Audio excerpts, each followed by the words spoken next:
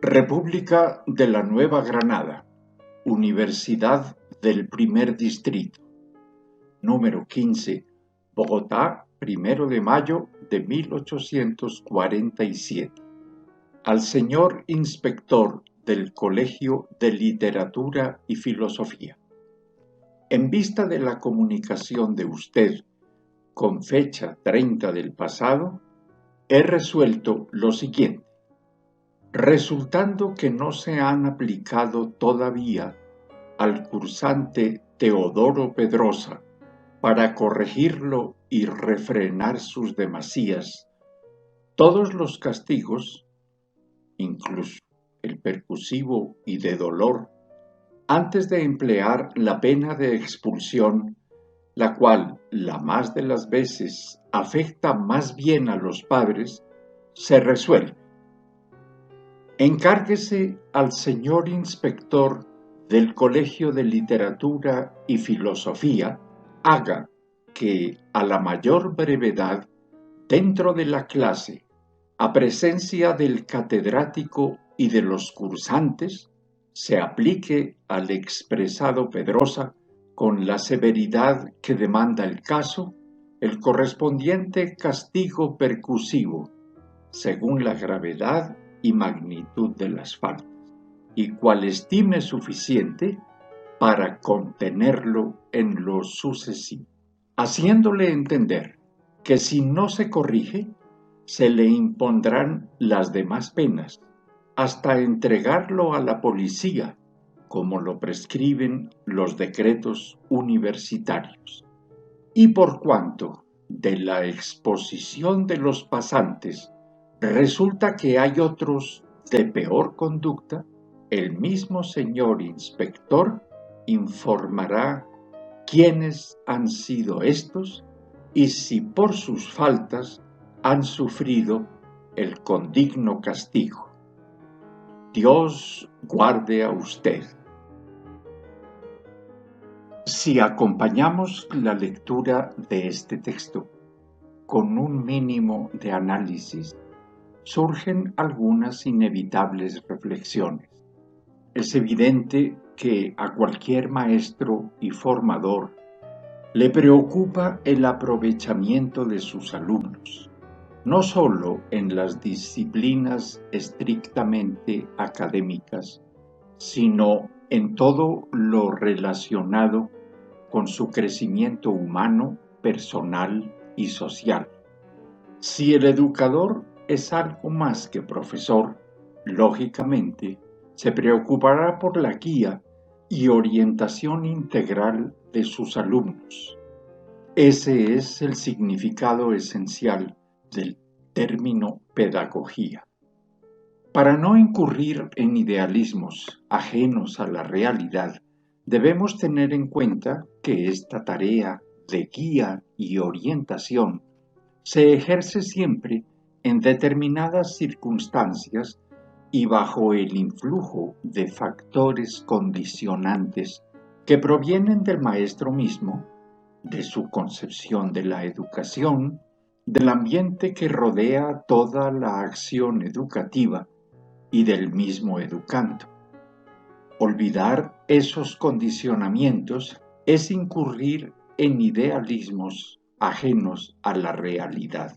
Sin entrar en juicios críticos ni valoraciones, en este documento se ponen de manifiesto aspectos que merecen ser tenidos en cuenta. Por ejemplo, al hablar de un documento sobre educación emanado de la Universidad del Primer Distrito, se pone de manifiesto una primera circunstancia problemática derivada de la inestabilidad política y de las controversias ideológicas que se dieron en el nacimiento de la República. Esa oscilación pendular entre las dos corrientes políticas opuestas generó una grave inseguridad de criterios y de directrices en materia de educación. Se consideraba que las políticas propuestas por el bando adversario no solo eran equivocadas, sino que eran causa de nuevos problemas. Por lo que no es un despropósito afirmar que en esta época la lucha por el poder, en buena parte, fue un pulso de fuerzas para marcar e imponer las directrices de la educación. No se trata de negar la existencia de una falta, a lo mejor grave y reiterada, ni de negar el derecho de la autoridad respectiva para sancionarla.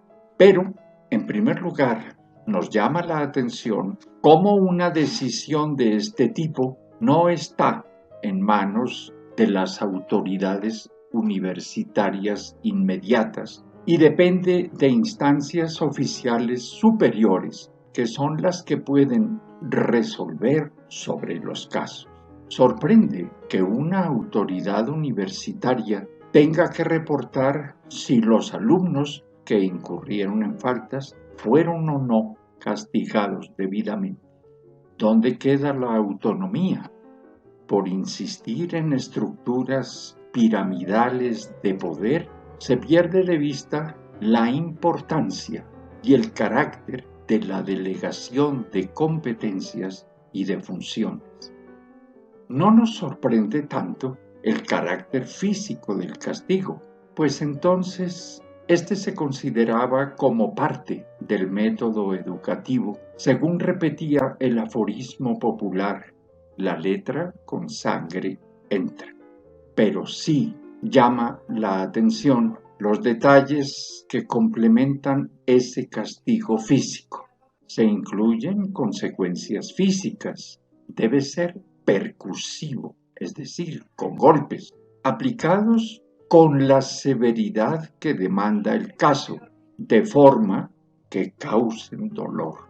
Si fuera poco, se pide que no falte la penalización moral social. El castigo se cumplirá en la clase y ante su profesor y compañeros.